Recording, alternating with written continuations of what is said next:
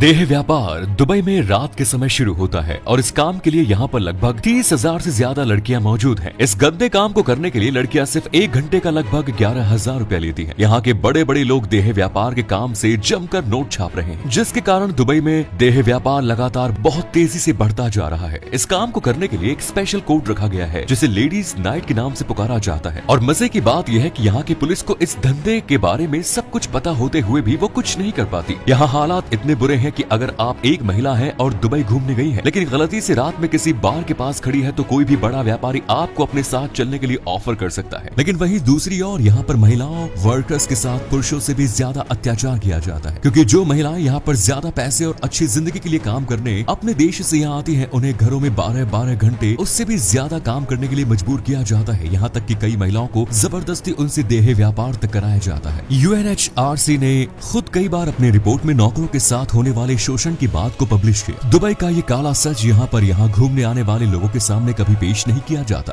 क्योंकि उनके सामने एक बनावटी और आकर्षक दुनिया को पेश किया जाता है और लोगों को पसंद भी यही है। यही कारण है कि यहाँ पर देह व्यापार बहुत तेजी से बढ़ रहा है, जिसमें वयस्क के साथ साथ नाबालिग लड़कियां भी देह व्यापार का शिकार होती हैं। इन लड़कियों की खबर आपको दुबई के किसी भी अखबार, न्यूज चैनल या फिर सोशल मीडिया चैनल पर कभी नहीं दिखाई जाएगी। दुबई की सरकार के नियमों के अनुसार यहाँ की मीडिया सरकार और रॉयल फैमिली के खिलाफ कभी भी कुछ नहीं बोल सकती। इतना ही नहीं, दुबई उन देशों में भी शामिल है जहाँ पर खाना सबसे ज्यादा बर्बाद किया जाता है। ये हालात तब है जब दुबई में खाने के लिए कुछ भी नहीं उगाया जा सकता। यहाँ पर खाने के लिए अधिकतर सामान दूसरे देशों से लाया जाता है, लेकिन यहाँ के लोगों द्वारा रोजाना 38% से ज्यादा खाना बर्बाद किया जाता है और रमजान के दिनों में खाने की बर्बादी 16% तक पहुँचती है। दुबई में एक ऐसी सिटी की बात सामने आई है जिससे जानने के बाद आपके पैरों के नीचे से जमीन खिसक जाएगी। दुबई में सिर्फ 2 तरह के लोग मिलते हैं, अमीर और सिर्फ गरीब, जिन्हें गुलाम भी कहा जाता है। इन गुलामों की जनसंख्या दुबई में 79% है, जो कि अधिकतर दक्षिण एशिया, जिसमें भारत, पाकिस्तान, नेपाल और बांग्लादेश से लाए गए लोग हैं, जबकि सिर्फ 11% जनसंख्या ही अमीरात की है। यहाँ पर लाए गए माइग्रेंट्स के साथ एक दास की तरह व्यवहार किया जाता है। इसका मुख्य कारण यह है कि यहाँ की करेंसी साउथ एशिया देशों की करेंसी से बहुत ज्यादा मजबूत है, जिसका फायदा उठाकर भारत, नेपाल, बांग्लादेश और पाकिस्तान जैसे देशों के गरीब लोगों को ज्यादा पैसों का लालच देकर उन्हें यहाँ पर काम करने के लिए बुला लिया जाता है। लेकिन यहाँ पर आने के बाद इन लोगों को दुबई की असलियत का पता चलता है, क्योंकि यहाँ पर रोजमर्रा की जिंदगी और रहन सहन के हिसाब से जो उन्हें सैलरी इन लोगों को दी जाती है, उस हिसाब से वो इन लोगों के लिए चिल्लर के बराबर होती है। यही कारण है कि यहाँ पर आने के बाद भी ये लोग अपना जीवन सही से नहीं बिता पाते। यहाँ पर काम करने आए लोग काम को छोड़कर भाग न जाए, इसीलिए यहाँ की कंपनियां उन लोगों से एक कॉन्ट्रैक्ट पर साइन करवाती है। लेकिन अगर कानून की बात करें तो दुबई के कानून के तहत किसी भी वर्कर की सैलरी को रोकना, उनका शोषण करना एक कानूनन अपराध है। लेकिन दूसरे देशों से लाए गए वर्कर प्राइवेट स्पॉन्सरशिप सिस्टम के तहत यहाँ लाए जाते हैं, इसलिए दुबई की सरकार भी इनके मसलों पर कुछ नहीं बोलती। नीले कपड़ों में दिख रहे मजदूरों को दुबई में स्लेव वर्कर यानी कि दास माना जाता है। इन लोगों से दिन के 12-12 घंटों काम लिया जाता है और कभी कभी इन लोगों को हफ्ते में मिलने वाली छुट्टी भी नहीं दी जाती। हालात इतने खराब है कि अगर ये लोग अपने देश वापस जाना चाहे तो नहीं जा सकते, क्योंकि काम पर रखते वक्त कंपनी इन लोगों का पासपोर्ट अपने पास जब्त कर लेती है। ये लोग सिर्फ अपने कंपनी के मालिक या मैनेजर के राजी होने पर ही अपने देश वापस जा सकते हैं। दुबई में लगभग 95 लाख लोग ऐसे हैं जो दूसरे देशों से यहाँ काम करने आए हैं, लेकिन ये लोग आपको कभी भी दुबई की चमकती दमकती और आलिशान बिल्डिंग्स या फिर वहाँ के रिहायशी इलाकों में नजर नहीं आएंगे, क्योंकि ये लोग दुबई के स्लम एरिया में रहने को मजबूर होते हैं। यहाँ पर एक रसोई के बराबर कमरे में 8 लोग एक के ऊपर एक बिस्तर लगाकर रहने के लिए मजबूर है। ऐसा तब है जब दुबई में बड़ी बड़ी बिल्डिंगों में उसके फ्लैट आधे से ज्यादा खाली पड़े हैं। तेल के भंडारों की बादशाहत दुबई आज दुनिया में अपनी बादशाहत खो चुके देशों की लिस्ट में शामिल हो गई है। अब दुबई भी उधारी की जिंदगी जी रहा है और इसका सबसे बड़ा उदाहरण है दुबई के इनकम सोर्स का ना होना और उसके महंगे शौक। साल 1970 तक दुबई में एक भी लंबी बिल्डिंग यहाँ पर नहीं थी, लेकिन दुनिया के अलग अलग देशों को आकर्षित करने के लिए और पैसा कमाने के लिए दुबई में गगनचुंबी बिल्डिंग का निर्माण कराया गया। आज यहाँ पर 72 से ज्यादा गगनचुंबी बिल्डिंग्स है, जिनका निर्माण अरब अमीरात ने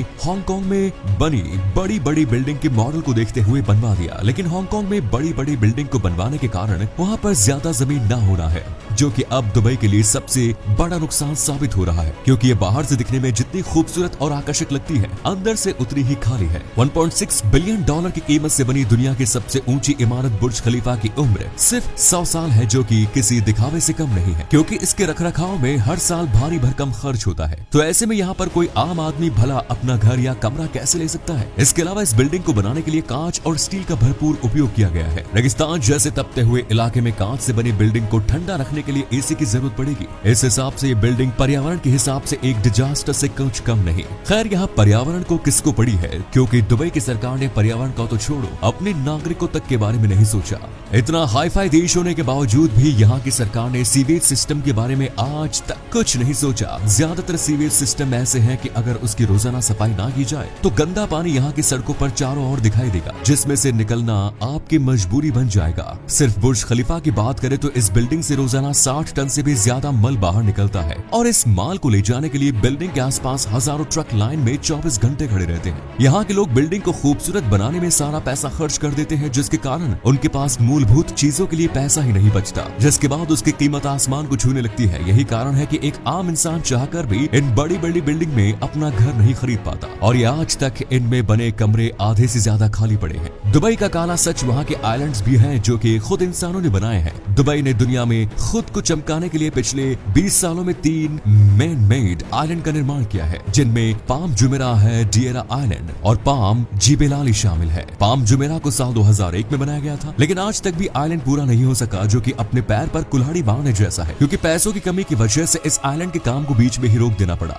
दुबई की हालत इतनी खस्ता थी कि 2009 में इन्हीं बेफिजूल के इन्वेस्टमेंट की वजह से दुबई अपने फाइनेंशियल क्राइसिस से गुजर रहा था। डेरा आइलैंड और पाम जिबेलाली पर दुबई की सरकार ने बिना सोचे समझे पैसा पानी की तरह समुद्र में बहाया। तो ऐसे समय में जब दुबई में रियल एस्टेट की हालत खुद पूरी तरह से डूबी पड़ी है, आज भी ये आइलैंड पूरी तरह खाली है। इन आर्टिफिशियल आइलैंड्स को बनाने के लिए समुद्र के अंदर से रेत को निकलवा कर बनाया गया है, क्योंकि इन्हें बनाने के लिए रेगिस्तान या फिर किसी दूसरी रेत का इस्तेमाल नहीं किया जा सकता। लेकिन यहाँ की सरकार ने बिना सोचे समझे इन्हें बनाया। अब नासा की एक रिपोर्ट के अनुसार ये आइलैंड हर साल 5 मिलीलीटर के हिसाब से डूब रहे हैं। वहीं दूसरी तरफ आप रोजाना ग्लोबल वार्मिंग के चलते समुद्र के स्तर के बढ़ने की खबरें सुनते ही होंगे। तो अगर आने वाले समय में दुबई के बनाए गए दिखावटी आइलैंड समुद्र में डूब जाए तो किसी को कोई हैरानी नहीं होगी। लेकिन इस पूरे काले सच के बारे में आपका कहना है, कमेंट्स में जरूर बताएं। धन्यवाद।